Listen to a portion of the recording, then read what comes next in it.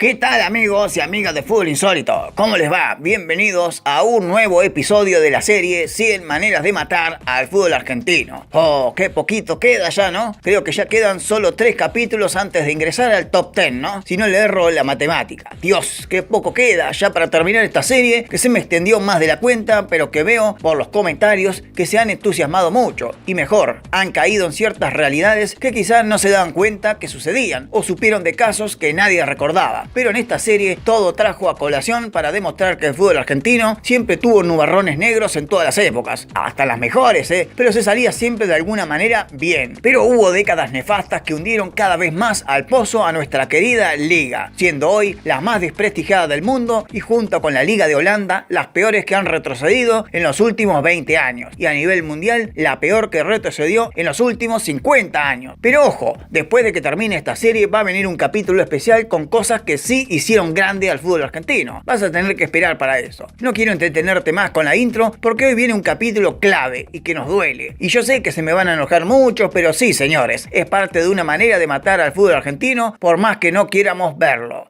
Fíjate. En el capítulo de hoy, el número 19 de la serie, hablaremos un poco de la cultura de los trapos, como una manera de matar al fútbol argentino. Esta sí me duele ponerla en la serie, porque a mí me gustan, como muchos hinchas del fútbol, el color y el folclore de las tribunas, que traen aparejadas las banderas y los trapos en un estadio de fútbol. Hubo momentos de gran auge de las banderas, momentos de belleza absoluta y momentos oscuros, cuando llegó la violencia y el trapo era clave a la hora de desatar una batahola en una tribuna. Mirá.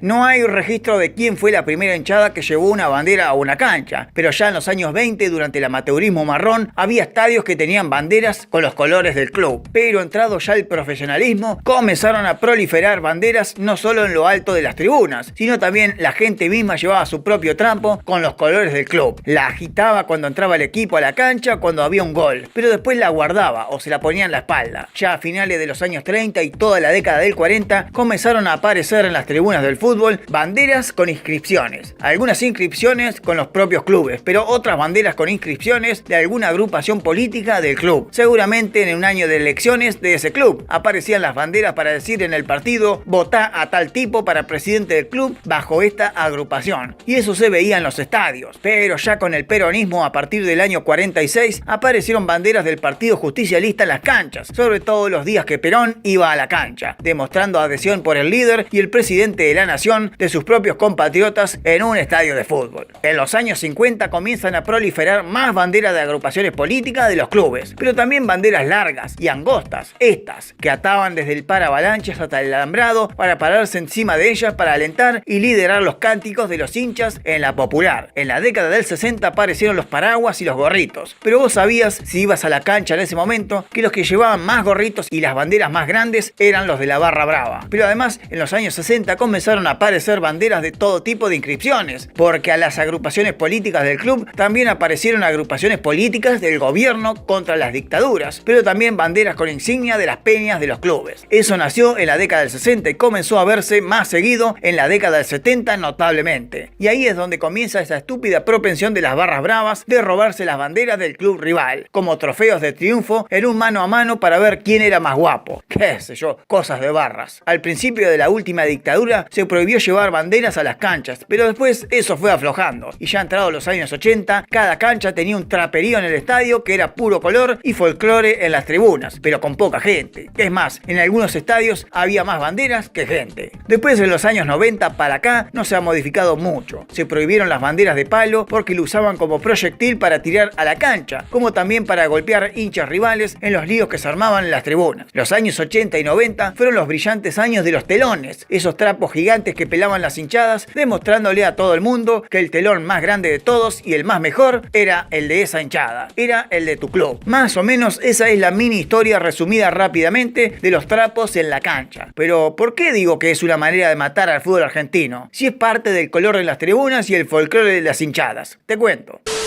En los años 60, cuando comenzaron a proliferar las barras fuertes, como se decía en ese entonces a las barras bravas, una de las costumbres que más comenzó a ser frecuente en los partidos calientes, donde la hinchada visitante era más numerosa en barrio ajeno, fue el robo de las banderas rivales. Con esto se ganaban guapesa y respeto en el fútbol, en los estadios y en el mundillo de las barras bravas. Robarle el trapo a una hinchada rival era un triunfo sobre ella. Era una pelea, un mano a mano que no existió, o a veces sí, pero que la bandera robada era el trofeo de ganada la contienda. Y después salían a relucirla en los días de partido. Entre las banderas locales había banderas de clubes rivales afanadas por la barra en algún operativo secreto. Muchas de esas banderas no fueron robadas en mano a mano, sino que eran robadas de las peñas, de los bares o los antros donde se juntaba la barra y guardaban los trapos ahí. A medida que fue creciendo esta costumbre de afanar banderas de las sedes y peñas de otros clubes, se comenzó a hacer cultura y varias barras bravas comenzaron a hacer negocios con los dirigentes de su propio club para guardar los trapos más grandes y más importantes dentro de la instalación del mismo estadio. En algún cuartito cerrado con 20.000 llaves estaban las banderas de los hinchas para que la barra rival no se las afanara, porque ir a afanar a un estadio rival era otra cosa. Nadie se animaba tanto, por más guapa que sea la barra. Y ahí es el tema principal, más allá de la violencia con la que se manejaban estos tipos y estas costumbres primitivas de robarse banderas, se creó una cultura y el foco del conflicto es la pasividad y complicidad de los dirigentes para con las barras de su club, para guardar las banderas dentro del estadio, porque no solo guardaban banderas ahí, también se guardaban bombos, otros trapos más grandes o más chicos, pero ya en los años 80 y 90 se guardaban bengalas, bombas de estruendo, más pirotecnia que tiraban en un estadio y por supuesto guardaron armas y hasta falopa que ingresaban al estadio dentro de esos grandes trapos y telones. Total, el cacheo policial es por arriba. ¿Quién se va a poner a mirar esas banderas gigantes que llevan adentro? Nadie.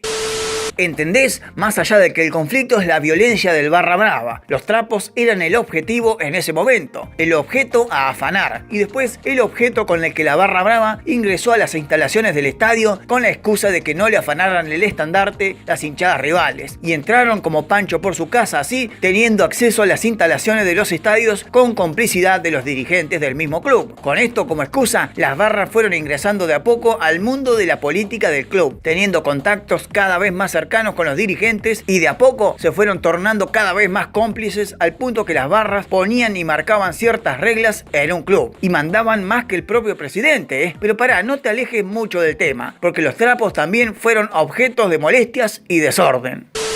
Así como dije en un momento del video, hubo canchas a partir de los años 70 y donde más se vio fueron los años 80 y 90, hoy ya es común, donde hay más trapos que gente en algunos estadios. Adornar los estadios con banderas por todo el perímetro del alambrado o llenar de banderas el sector de la tribuna donde iban los visitantes, pero hoy ya no van porque están prohibidos, es un papelón. Una tribuna para banderas hay ahora, en vez de estar lleno de gente. Hay trapos ahí. Oh, ¿qué onda? ¿En qué momento eso fue atractivo? ¿Le da más color a la cancha o es solo que lo usan como excusa para tapar la negligencia que es el fútbol argentino mal conducido por nefastos dirigentes que ponen banderas y trapos en tribunas vacías? A mí me da vergüenza ajena. Clubes que no tienen tantos hinchas, o quizás sí tienen muchos hinchas, pero no llenan su propio estadio con gente, sino que llenan esa tribuna vacía con banderas. Más chico imposible. Y ojo, hay varios tipos de banderas. Esas que usan en el paravalancha los barras, los telones gigantes que serían como nuestros mosaicos que usaban en Europa. Bueno, nosotros teníamos los telones en los años 80 y 90. ¿Cómo olvidar este viejo telón histórico de Racing, no? O este de Boca, o este de San Lorenzo, o este de Huracán, qué sé yo, un montón. También hay otros tipos de trapos y banderas que son las que te dije, que van con inscripción política. Muchas van todavía con el Partido Justicialista y el escudito peronista ahí, como si toda la hinchada fuera peronista. Nada que ver. Pero además, ya ahora lo prohibieron, pero antes iban con banderas de palo y otras banderas un poco más grandes que llevaban inscripciones de agrupaciones políticas del club y de las peñas.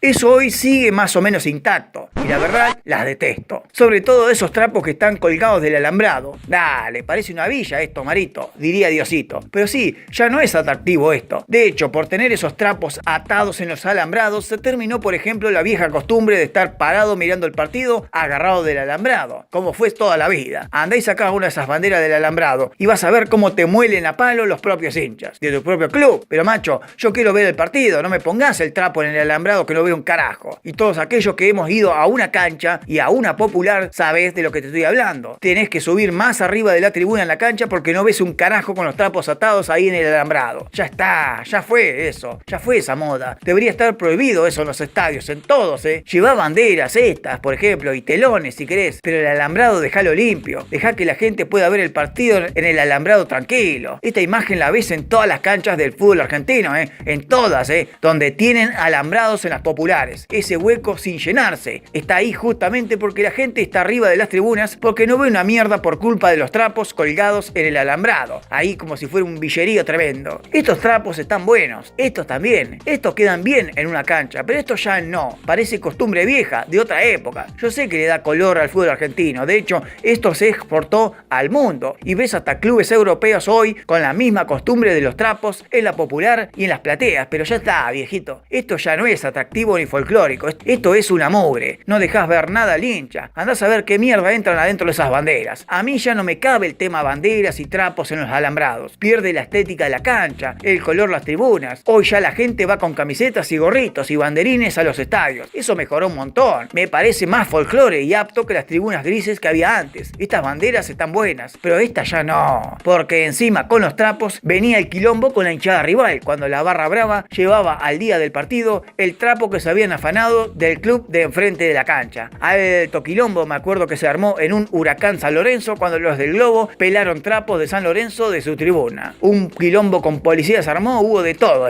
me acuerdo esa tarde. ¿Era necesaria esa pavada? Sí, ya sé, son códigos de barras bravas, son mensajes hacia la otra hinchada rival, son robos hechos por alguna botoneada de alguno o por el coraje o guapés de otros. Pero eso no suma nada al espectáculo, nada más que violencia. El club argentino que más fama tuvo de robabanderas, o quizás haya sido el primero que actuó bajo los efectos de una especie de golpe comando o guapesa dentro de los estadios, fue Belgrano de Córdoba, en la década del 60. Primero sembrando el terror en la liga cordobesa, afanando los trapos rivales, y luego a partir del año 68, cuando ingresó a jugar el torneo nacional. Cada vez que iban los grandes de Buenos Aires a Córdoba, eran carne de cañón de los piratas de Córdoba. Y ahí también nace la cultura del aguante. Pero bueno, eso es historia para otro video. Y este de acá se terminó.